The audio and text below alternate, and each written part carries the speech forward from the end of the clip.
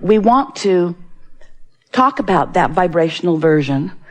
And in the hours that we are together today, it is our desire that you become as happy, exhilarated really, about the vibrational reality as you are about the manifested, actualized, demonstrated reality. Because when you reach that place, that realization of the vibration and the subsequent wonderful emotions that come from that, when that becomes a high priority for you, then all of the manifestations, all of the things that you can see and hear and smell and taste and touch, then they begin to flow easily into your experience. And of course, we know that that's what humans think they mostly want. It isn't, but it is what you think you mostly want. You want the dollars in your bank account. You want the money in your hands so that you can exchange it for things that you want. You want your lovers to be tangible, to be seeable and hearable and smellable and tasteable and touchable. You want the tangible demonstration of life. That's why you are who you are. You are extensions of source energy in your very real time-space reality. And we are not for a moment wanting to ask you to draw back from this manifested, materialized world, because it is an extension of the source. But there is an understanding that if you can get hold of it here today, some of you already have it, if you can get hold of this understanding that you are first and foremost vibrational beings living in a vibrational universe, and if you can, for a little while, put your physical senses on the back burner just a little bit and allow your emotional sense to come forth in a stronger way, where you care more about how you feel in a moment than you care about what's actually manifested that you might be seeing. We want you to become the aligner, the allower, the resonator. We want you to care about the resonance of your being. Now, what we mean by that is you were source energy before you came into this body. You've heard us say this so many times. You can speak it right along with us. Let's do it fast. You were source energy before you came into this physical body. And you came into it, you're doing it. You are really doing it. And a part of you came forth into this physical body, and here you are exploring this time, space, and reality.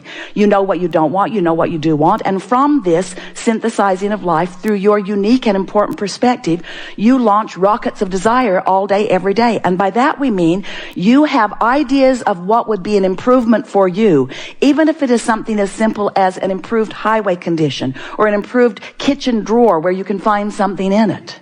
You are looking for improvement all day, every day, and launching these vibrational requests. Now, most humans are not very excited about the vibrational request, but we want you to be excited about the vibrational request.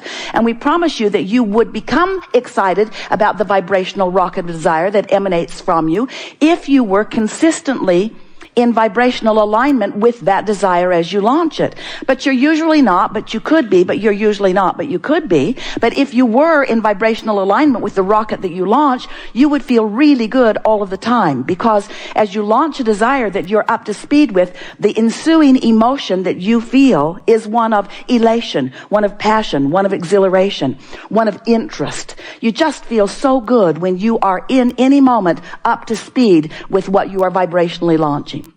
So you've launched this rocket, and the larger part of you, that part of you that was in existence before you came into this body, who still is in existence in the non-physical realm, even though you are in this body, you want to call that your soul. We like to refer to it as your inner being, that source within you. That non-physical part of you exists simultaneously with this physical part of you. And when you are aligned with that non-physical part of you, you feel so good. You feel frisky and clear-minded. You feel sure of yourself. You feel love. You feel all of those things that you would describe as feeling good.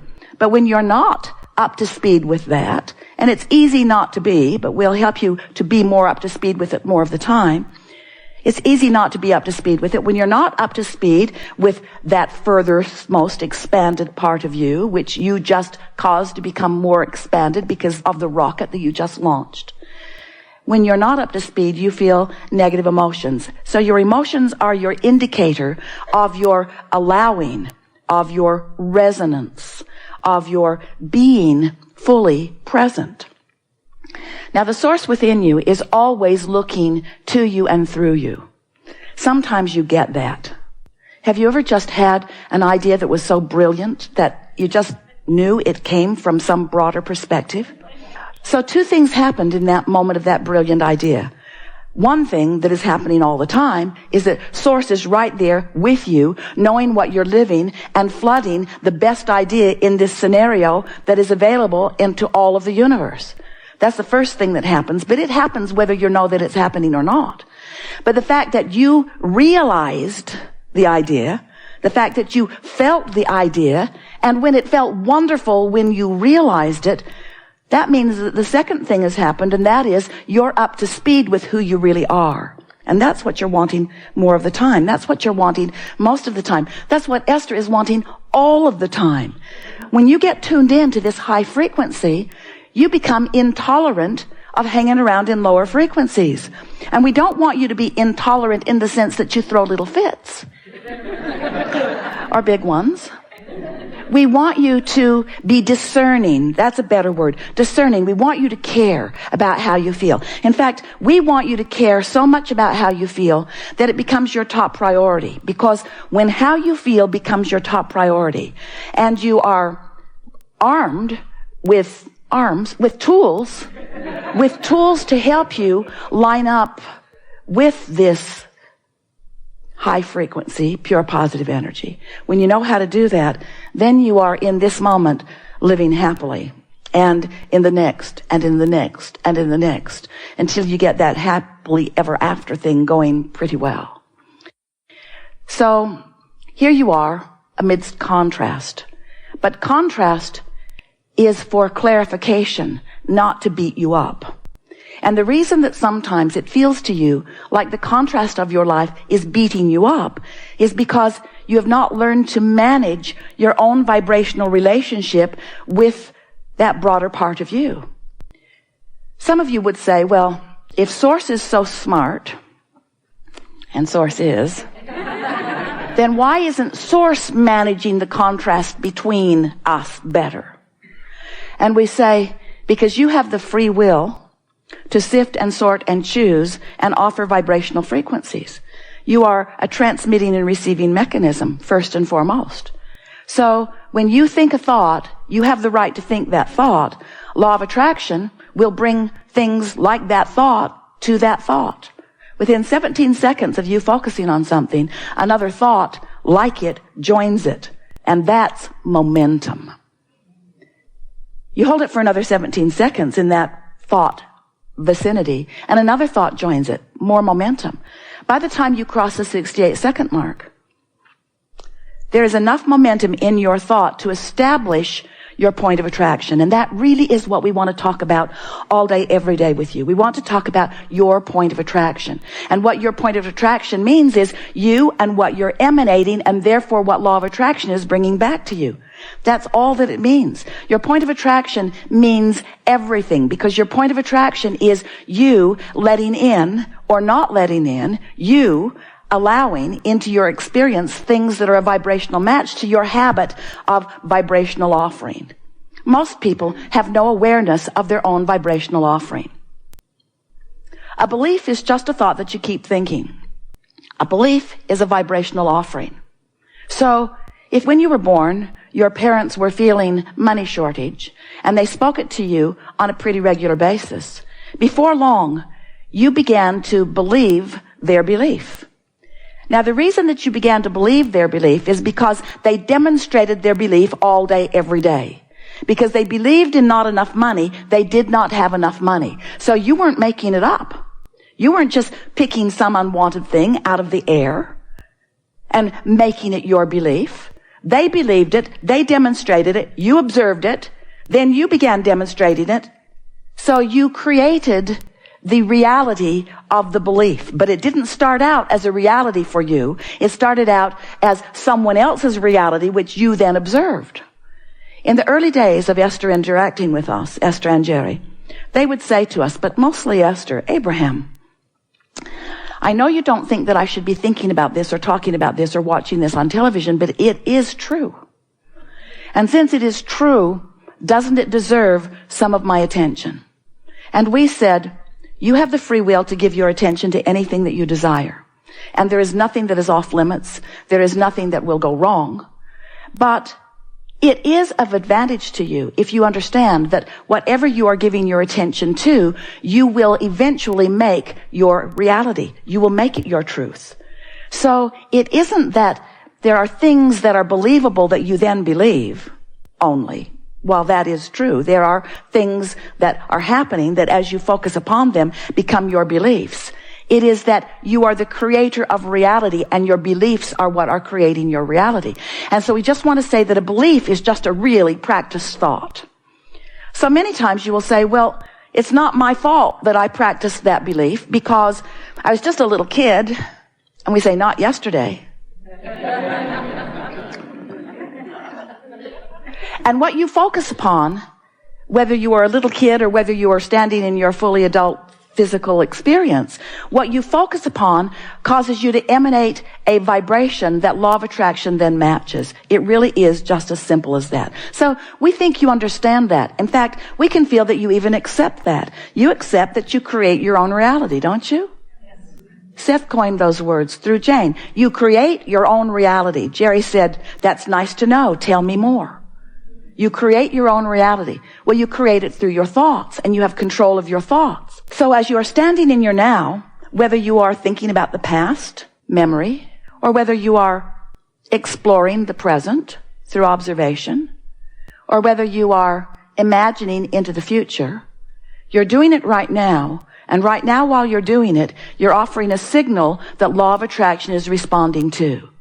So it doesn't matter if it's the past or the present or the future that you're contemplating. Your contemplation and the vibrational content of that contemplation matters. In fact, it's everything. It's your point of attraction. We've been telling you, you've been listening to us for a while, haven't you? We can tell because you're up to speed. We can feel you coming right along with us. So we're going to make this introduction brief before we turn it over to the madness of your world. So, as you're exploring the variety that surrounds you and you're launching these rockets, there is this expansion that is taking place within you.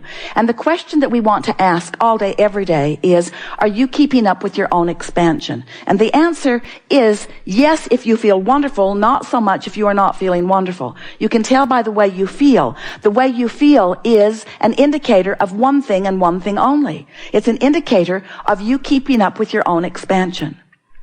It's an indicator of whether you are in this moment perceiving whatever it is that you are giving your attention to in the same way that the source within you is perceiving it. When you find someone who is really irritating and you feel the irritation of that demanding person, that feeling of irritation that you feel is your offness. It's your disconnection is too strong a word, but it's your pinching yourself off from the vibrational signal of your source who does not feel that way about that person. So that's when Esther would say, well then, I need to give you more information about that person. Because I'm certain if you had more information about that person that you would feel about that person the way I feel about that person. And we say, that's really a big tripping point for all of you, isn't it? Do you realize how much time you spend every day trying to get someone else to see something the way you see it? To validate the clarity that you know that you've come to by getting someone else's agreement. Esther used to say to Jerry, in fact, she still does, hey, I'm going to talk to you about this. Let's talk about this. I want to know what you think. And Jerry would get that silly grin on his face and he would say, I don't think you want to know what I think. I think you want me to agree with you. And Esther never admitted it, but it was true every time. Because there's something about someone else agreeing with you that somehow sort of validates you. And we want you to know that the validation that you're looking for is that alignment with that source within you who has expanded and evolved and who stands as the vibrational reality of all that you have expanded to.